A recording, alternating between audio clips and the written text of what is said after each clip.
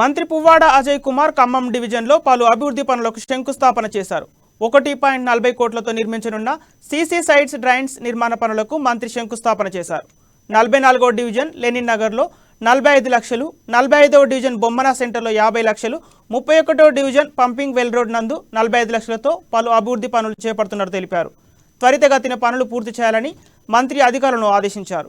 ఈ కార్యక్రమంలో మేయర్ పూనకొల్లు నీరజతో పాల్గొన్నారు.